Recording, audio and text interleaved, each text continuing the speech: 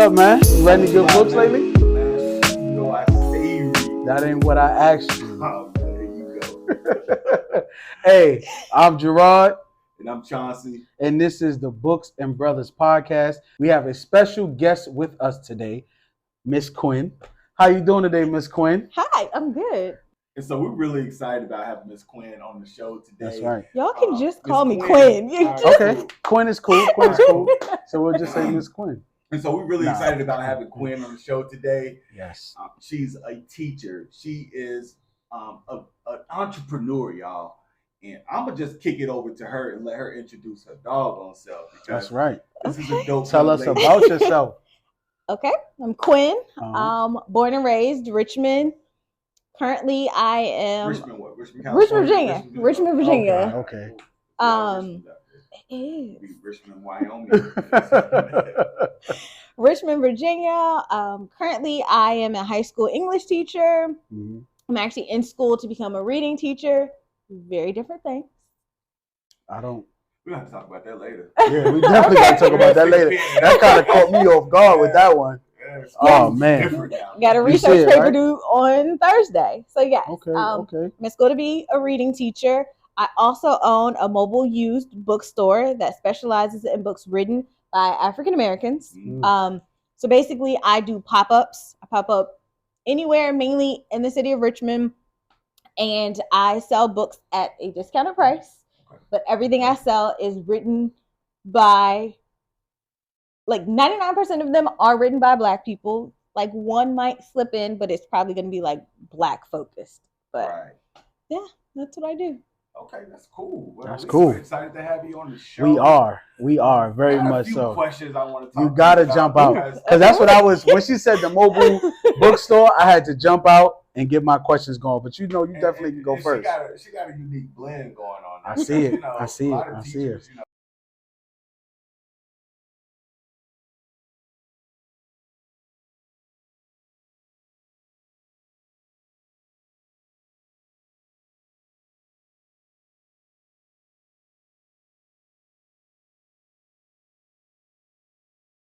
As it pertains to like your reading choices as a teacher, how has your experience in the classroom influenced the selection of books that you stock in your mobile and pop-up store? I always like to ensure that I have YA, which is young adult novels, because a lot of people actually come up to me and say, "Hey, what should I get my teenager to read?" Because statistically, teenagers don't read. Mm. And so I carry a lot right. of books that I make sure I have at least like 7 YA books that I can say, hey, your teenager would like this. Or if I see teenagers, I'm like, hey, what are you reading right now? I love to introduce teenagers, especially to new books, because when we were in high school, we were reading The Great Gatsby and Flowers for Algernon, Of Mice and Men. And yes, once you finish them, they're great books. But that's not the book That's that is true. going to feed a reader, Right. not a Black. For the most part, I was that's about not to say- the I was about book. to say, like, what's wrong with The Great Gatsby? What's wrong with Mice and Men? Most, Where did he go, George? Where did he go? Where did he go? I didn't mean to do it, George. And that ending was sad, but we can get into that another time. but specifically talking, since we're brothers in books, those aren't the books that are going to make young Black boys readers. Mm.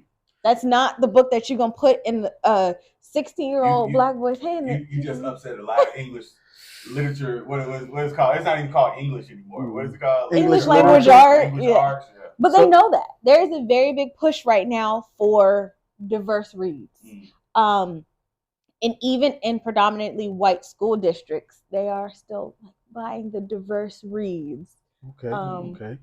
So they Sometimes- got the label for it. Yes. Okay. But sometimes you get teachers that take it further, but then also there are still white people that are writing diverse reads.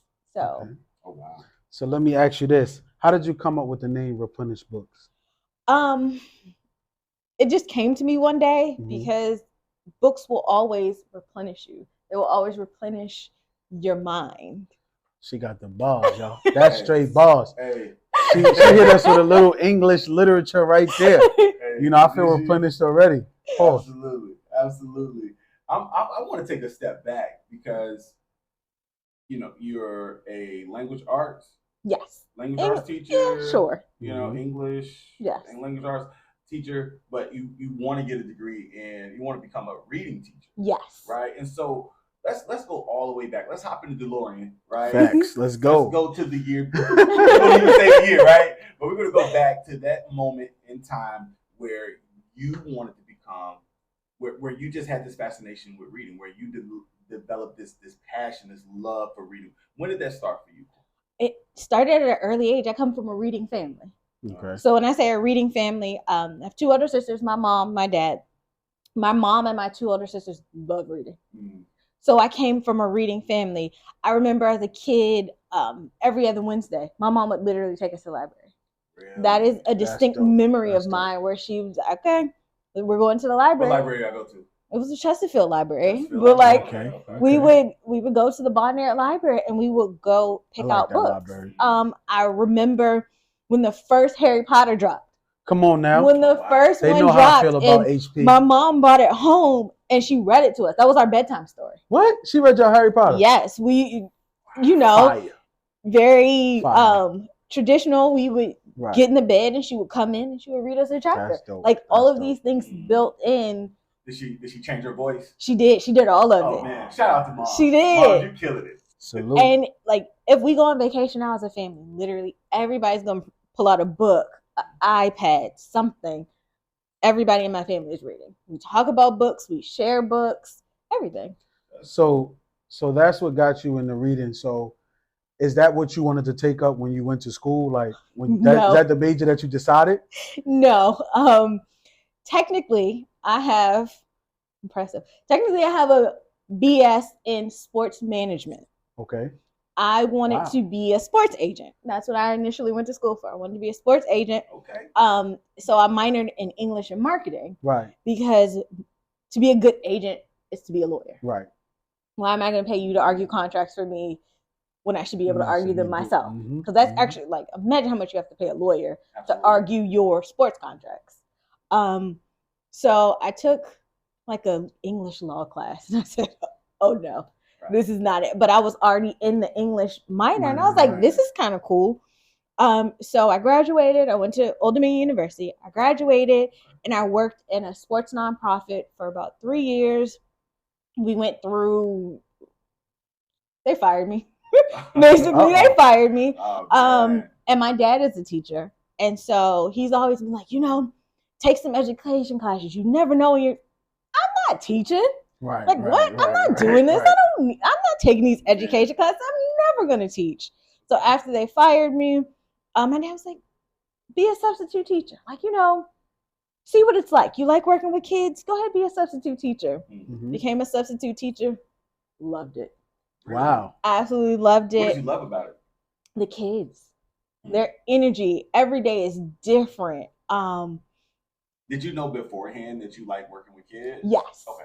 I knew that I wanted to work with kids, but never was going to be a teacher. Never, ever. If you were to ask me 10 years ago if I would be a teacher, I would laugh at you. So what made you choose the field of teaching that we're in now? So I was substituting. One of the principals, he took a liking to me. He said, hey, like, let's bring in some of your, bring in your transcripts. Let's see if we can get you in a classroom. Like, I think this is for you. Bought him my transcript. He was like, you could be an English teacher. And I was like, I get to sit around and talk to kids about books all day? Mm-hmm. Sign me up. Mm-hmm. And then I went into a traditional high school setting, inner city Richmond. Did not talk to kids about books because kids don't read. They don't. They do not read. Some, not all. Some. Majority of them do not read. Why do you think that? Yeah, why do you think that's that? The natural question, right? Because they're not introduced. We all want to see ourselves. I think a lot of the literature that has been passed on to students doesn't look like them. They're short stories we read. Very few published authors that we can find. Will we find short stories with characters in them that look like us? It's becoming easier to find, but but 10 years ago it wasn't a thing. And definitely when I was coming up, it was Shakespeare in high school, Hamlet, Macbeth, and Romeo and Juliet. And I was part of the busing, so I went to a, majority, white school, and they bust us in, and those type of books. I'm trying to think. The blackest book I probably read growing up in that school. A Raisin in the Sun. Nah, that was the blackest book that they gave It was me. Corduroy. I ain't here for corduroy. That sound bro. a little. It's a little teddy bear. I'm like the bear. Brown bear, and the girl was black at bottom. That's right. That is insane. Then I remember. I mean, like Raisin in the Sun didn't come until like middle school. High school. Yeah, but that was like the black book. Yeah, that was the major black book because there is Walter. If you go all through college, all through high school, middle school, like what other black book you can think about that they gave to us outside of Raisin in the Sun? To Kill a Mockingbird. But that's still, what I mean? Not black, but right?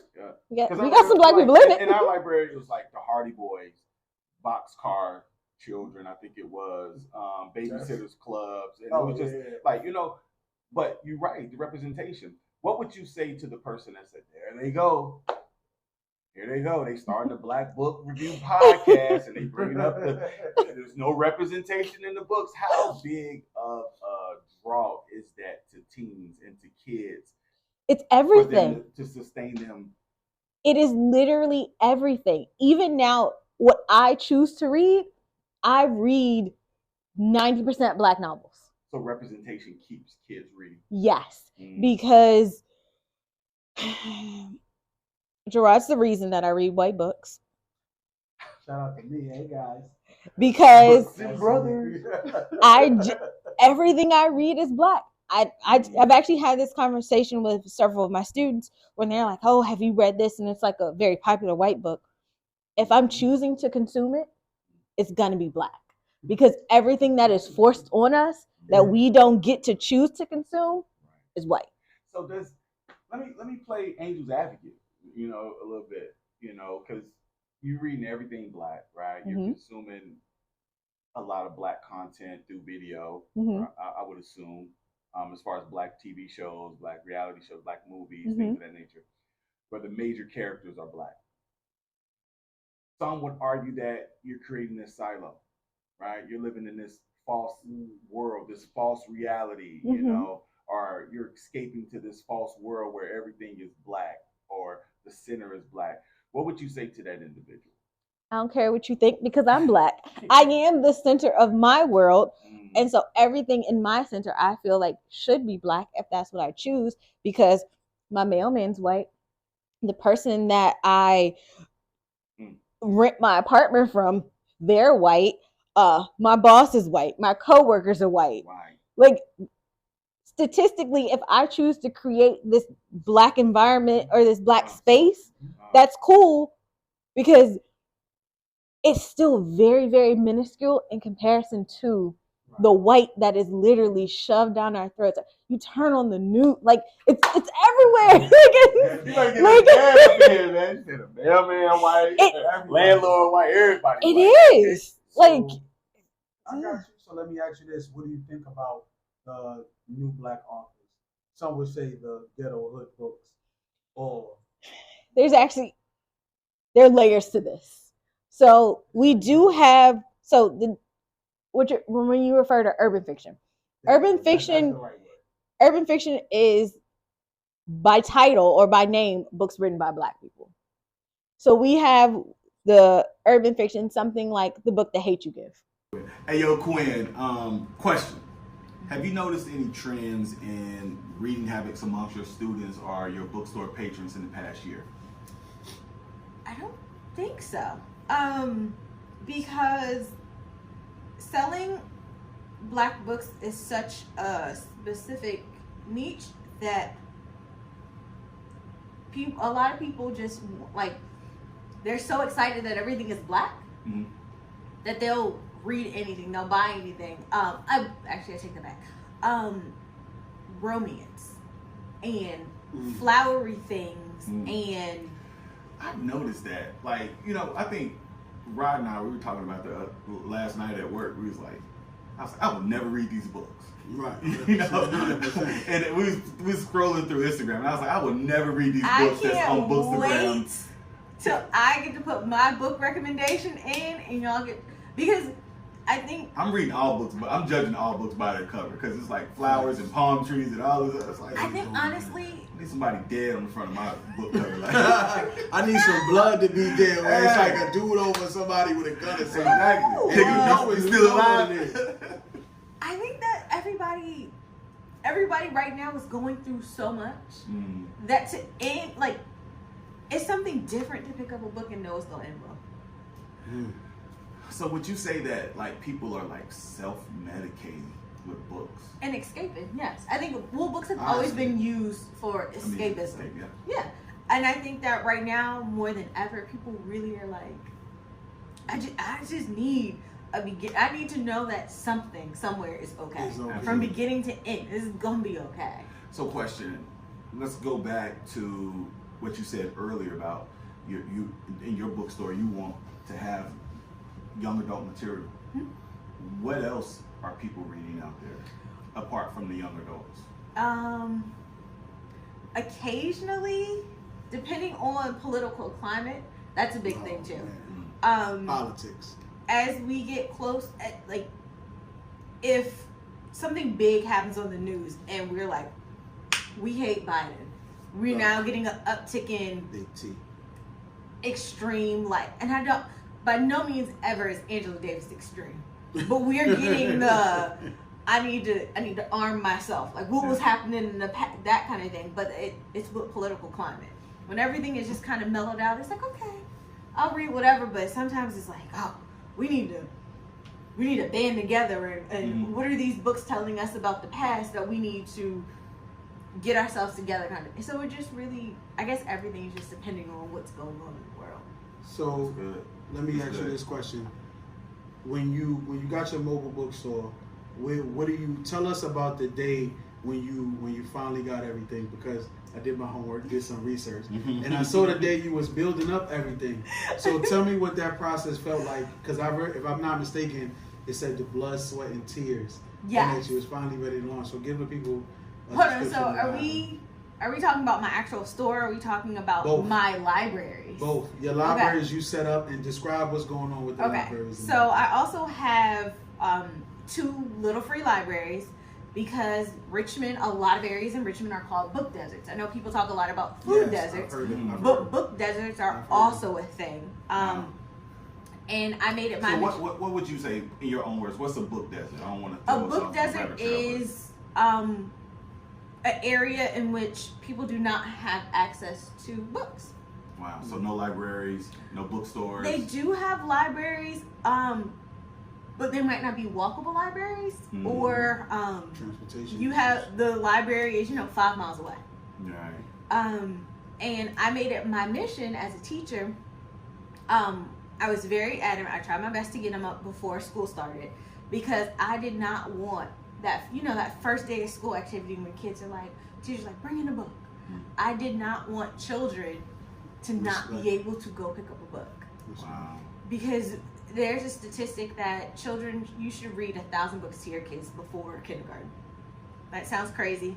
It's really not that many, because we have 365 days in a year. If you read, so what happens? I'm sorry to cut you off, but what happens if you don't? What's the data saying that if you don't reach that 1,000 book quota? Reading books exposes kids to words. A lot of kids and adults don't have wide vocabularies, and even simple books, Green Eggs and Ham. You learn words. You're able to ask your kids, what's happening on this page? Who is this? What is Sam doing? All of these things are building up skills, reading skills. And even though your kid has no idea like that they are building their reading skills, it is. To say, hey, what is Sam doing right there? What's happening? Sam is walking the dog. Great. This is building up your ability, your comprehension. And these skills, a lot of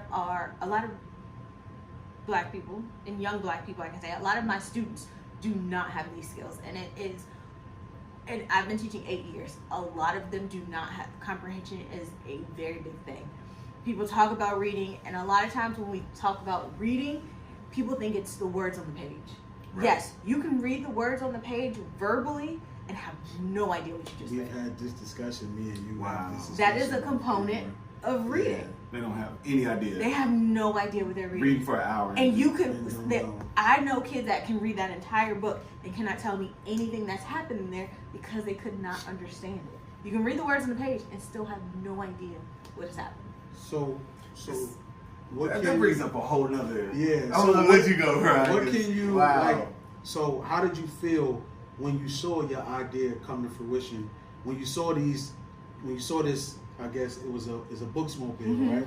When you saw it, what was the house full of books, the house of books. So what was your revelation like that? I don't. This is what I'm like. A lot of the things that I do, I don't celebrate myself. I don't make a big deal because this is me doing my part. But we celebrate you. That's why Books and brothers. This is why we go bigger up. To me, it's nothing special. Like it, and yes, I did. I put some money into it. I put time into it. I literally was in contact, going back and forth with the city. I saw that. 6 months. Because my library, I have 2 of them. One is in Southside off of Bainbridge at, it used to be called Fontainebleau Park. Now it's something else. They renamed it after the young lady that was little girl that was killed over there. I might cry about that one. So that one for me, the young man who was charged with her murder, I taught him. Wow.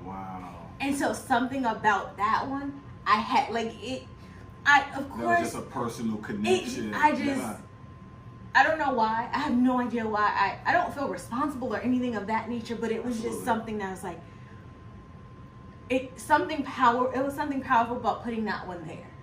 I don't know, I can't explain it. I don't understand it, but nothing will change the situation, the circumstance, but we need to get you a Kleenex. Something. You can tell this Books and Brothers because we don't have no Kleenexes in there. We was not expecting this, y'all. This is unexpected, but it's raw emotion. Something about that one. So I put that one there, and it just, I know I need to step back and celebrate these things more, but it really is a speed bump on my way to. So what's the return? You're putting so much energy and so much effort into your mobile bookstore and these free book houses around the city. Please go. What's the return for you? Know that on Wednesday, some kid could walk up to the box and get a book. So that's my next question. How does this box work? We can just go in there and grab a book. Yep. Do we have to bring it back, or can keep it? You can keep it. So is this why different neighborhoods treat them differently? Don't tell me it's no drugs in there. No. Okay. I didn't know. Because New York. Because you would use it. Because if I'm outside, you from Brooklyn. If I'm outside doing what I'm doing, and I need a safe space, you call it a safe space, and I need to put something somewhere. Yo, it ain't the cops not looking in the books. They just know that these books get replenished. I don't sell. We don't do nothing. Back to what we're talking about. That actually was a real thought of mine because I have one. It's the hook in Fontainebleau Park, and then I have another one.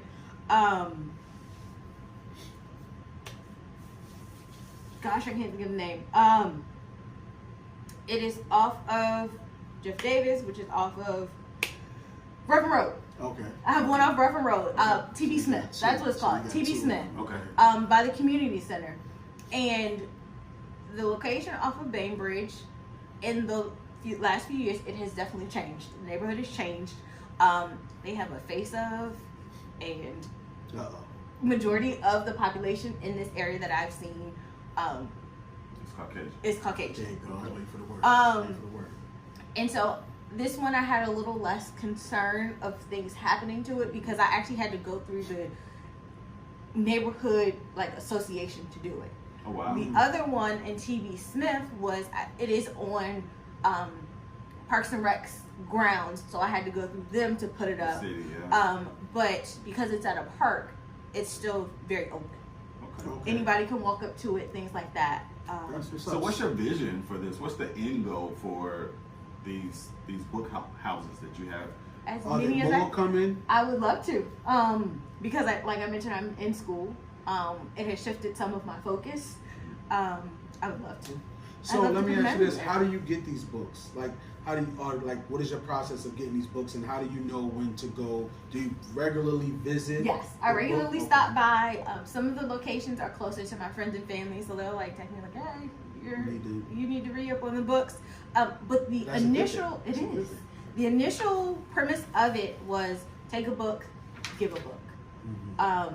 That's not always the case, and sometimes you do have to go refill them depending on the neighborhood that you're in, because if I'm putting them in book deserts, how are they refilling them? Right. Understood. So where else do you say you go to pop-up shops, you go to, so is that how you get your business out there? Yes. So explain to us what a day in the pop-up shop is like. It is, I have a whole setup and all of the things. I do have some t-shirts, I have candles, I have pens, I have bookmarks, because merch sells honestly more than books. Facts. But merch coming soon. But literally, I spend my time talking to strangers about books. But that's I love that. thing. Like, that is amazing to me, because everybody's different. Everybody's reading something different. Like, that is, of all of the hats I wear, that probably is my favorite, because I just love to talk to strangers and get their thoughts and ideas about different books.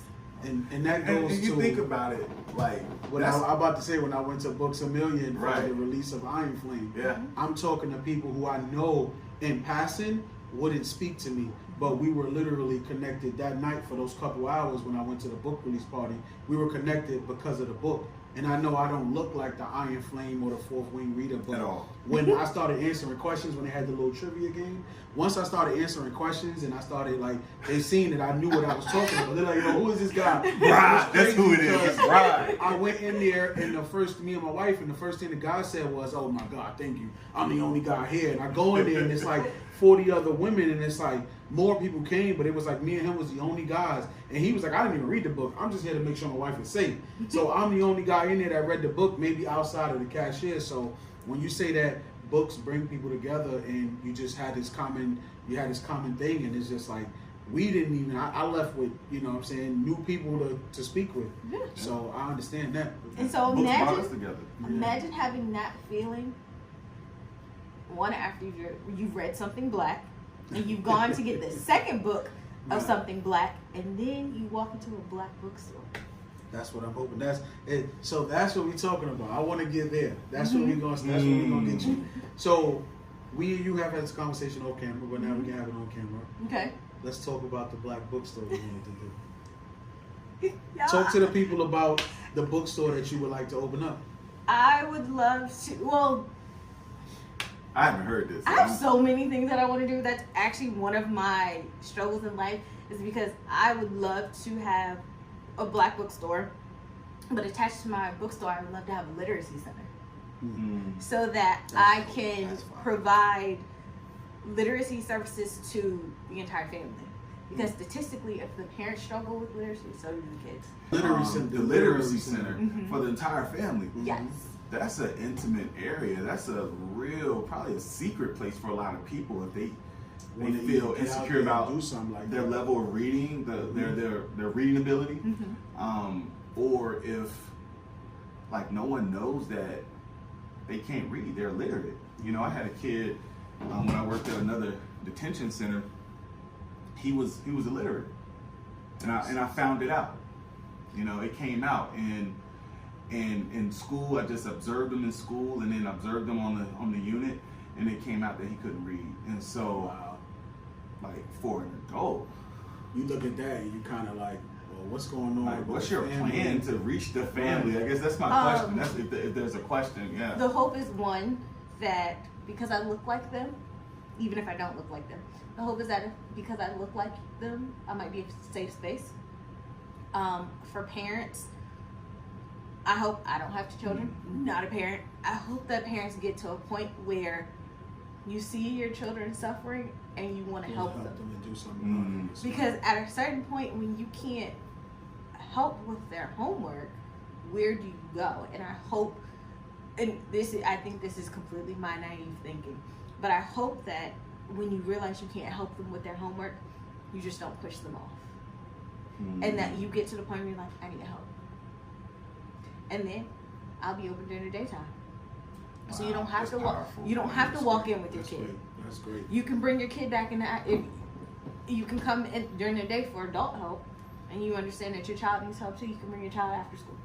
That's an awesome. That's super powerful. That's super powerful. And that'll be good for the families, because you know, being in the church, like we do community outreach, and one of the places that we've adopted, like just seeing the people that come in, and it's like they kind of need all the help. So us referring them to you would be like amazing. So I'm hoping that we can get that going, so we can definitely we help. wish you the best in that endeavor. Yeah, that's something that's needed in so many areas, and I feel that especially in under-resourced communities, it's needed. You know, you talk about all, and we were talking about it off camera, as far as, you know, all the many issues and all the different battle fronts that are in under-resourced communities. That's right. And That's right. This area of literacy. You know. But so, to me, this could be my skewed thinking, but so much of that will start with education. Because you can't, to get a GED, you have to be reading on a 7th grade level, reading level. If you are not there, how are you getting a GED? Yeah, how are you getting a GED? And that, for a lot of people, once you don't make it through high school, you go back for the GED. That's a very, high school, you can slide through high school. We all know you can skate through high school. But GED, at a certain point, you have to put up. Like, you can't slide through that. There's no hiding in the back of the room. That's harder than high school. You can't hide in the back of the room behind somebody with a GED to get a GED. So, if you're not on that 7th grade level, how are you gonna get there? That's true. Education Wow, that's powerful, man. Shout out to all those who got their GED out there, man. Yes. Shout out. Don't let nobody take that from you, Real. because it's hard. Yeah. I see it. A lot of people don't know. I got my GED. We'll share that story later, man. But I went to school on a full ride academic scholarship as well. So it was. Hey, I'm still paying debt. Adding more debt on currently. I looked at that balance of my debt the other day. I said, Jesus. Yeah, ooh. I dropped out. We don't want to, you know what I'm saying? I dropped out of school, so don't put it. We co-workers though. Exactly. You know what I'm saying? It's like different paths, man. Don't give up. That's the bottom line. Don't give up, and don't stop learning. Don't stop learning. And I think that's what really got me over it. I never stopped reading, and because I feel like reading closes the knowledge gap. You know, and so the knowledge is in books. Chris Rock said it best. You know, a burglar breaking your home, hide the money in the books, because he ain't going in there. Better. Malcolm X said, if you want to hide something from a black man, if you want to hide something from a Negro, put it in a book. Well, I want to say thank you for coming on the show, on the podcast. We appreciate you. We appreciate everything you do. We wish you well in all your endeavors. And if there's anything you ever need from us, from Books and Brothers, Chauncey or Gerard, just let us know. Absolutely. And we are here for you. And we do this thing where we normally give books 5 bookmarks. In our introduction episode, we went over that. But because of everything you do, we definitely want to salute you and give you 5 bookmarks because of what you do for the community as a whole and for the kids in these detention centers. So on behalf of Books and Brothers, you definitely get 5 bookmarks. 5 bookmarks. Thank you. Yeah. Thank you for inviting me. Some sound effects, man. Our budget increased. We have for real. You know, anything you want to say to the people? Thank you all for inviting me. Thank you for having me. No problem. Anytime. I love seeing black men talk about books. I love seeing black men read. Hey. Please keep up your good work. I hope to see all the people you inspire. I bought you gifts. Oh, man. Our first time, y'all. This Right? is the first. You Don't come empty-handed. empty-handed. Right, for real. Okay. I think your shirt size is Don't worry, I'm gonna fit into it because I'm going on a diet soon, so I'm gonna look extra good next time on camera. Nothing on camera. I'm doing it because I need to. What? I do like colored candles. Oh my God! We need to put it like that is my logo. Fire. So that is the logo. This is how I love it, and it's smelling amazing. Oh my God! I just want to like rub this on my. For real, I don't want to got body butter weed and shit. Like, yo, you got my Kindle on? I want to rub this on my goatee. Right. Come to work, she like, yo, you got my Kindle? You don't ask no questions, man. This is good. This is like you got shape. Like what? That is her logo. Yeah. I appreciate you. Read more. Yes. I am appreciative of this. I have a few Too hard. shirts, but I Too wanted hard. to stay pretty PG. Read more. Too hard. Yeah. Read more. We If we want to encourage more. switch out wanna stay shirts, PG. yeah. We appreciate you. And here's a So little she button got on the that bottom, merch on too. deck. I see it. Thank you so much. Thank you so much. In case She the want her shirt people is- to read more. She want her people to read more. I Let's want just my say people to read more. Read more. We All right? thank So you when for I the came gifts. up with this We may have design, to my dad post said this that. we may have to post the actual what it actually says on our IG. Go to IG, follow us on IG, Books For and real. Brothers Podcast. For real. And you can see what the button really says. My dad was mortified when I came out with the shirt. I could imagine. He was like, "Can it say people?" And I was like, No. it don't hit the same. It They don't. It don't hit the same." And when it hit, when somebody Yeah. else that's not in the culture reads it, it's gonna make them real uncomfortable. It does, because I sell them when I'm out at my pop-ups, and Oh. oddly enough, I get a I'll just lot. take the book. I get a lot of business from white people, and so they're looking and they're all like, Well, how about that? and then Yeah, they go to and they're like, let's go to "Give the up." next one. But all of the black people love it. But you know what? It's I all feel about like merch. when You gotta when stick you out. see that shirt or You anytime gotta you say stick the out. phrase, Right. there has to be like a DMX growl behind Right. it. But it's the truth, man. Like, we need to read more. Like, and how many Yeah. times we done said the word without putting any substance behind it. So Right. now we're saying it. We're Right. putting the substance. Yo, I want my people to We read. got the substance behind it. We put So- the DMX growl behind it. We put the We thank get you for the crazy. candles. I love it. I'm actually Quinn, gonna you the keep my best. candles right We're gonna here. have you back. We Thank gotta you. have I'll you be back. so excited to come back. Next time, next episode, you're gonna see it right there. Like, And we're just gonna leave it there. But we thank you again, and yeah. we are going to, because here on the Books and Brothers podcast, we review books, but she was our Mhm. first interview. I've been dying to get her on the show. I'm going to say it for her. I'm going to toot her on home. I've been dying to get her on the show. But at Books and Brothers, we review books. Okay. So, in our next podcast, we are going to be reviewing Crave, Crush, and Crave. Okay. Would you like to stick around for that one? Because we Yes. would love to hear. So my question is, when do I get to suggest a book? I'm going to leave that one up to Jules. Man, you can suggest the book right now. I actually like. Oh. That was one of the questions that we didn't get to. Was like, do you have any book recommendations? Well, here we are now. You know. Okay. My first question is, what do you like to read? What do you like to watch on TV? Nisa Santiago. I'm all into her book. You know how I feel about my girl. She represents Brooklyn to the fullest. If y'all haven't read She Nisa is. Santiago, she give y'all Killer Dolls 1, 2, and 3. Check them out. She writes really good books, but don't tell my students that. I'm more like I'm a non-fiction guy, and so I'm like more like Ta-Nehisi Coates, Okay. you know. And so I love him, Mhm. but like I have to be smart brained. I gotta turn my brain on. you gotta turn your brain on.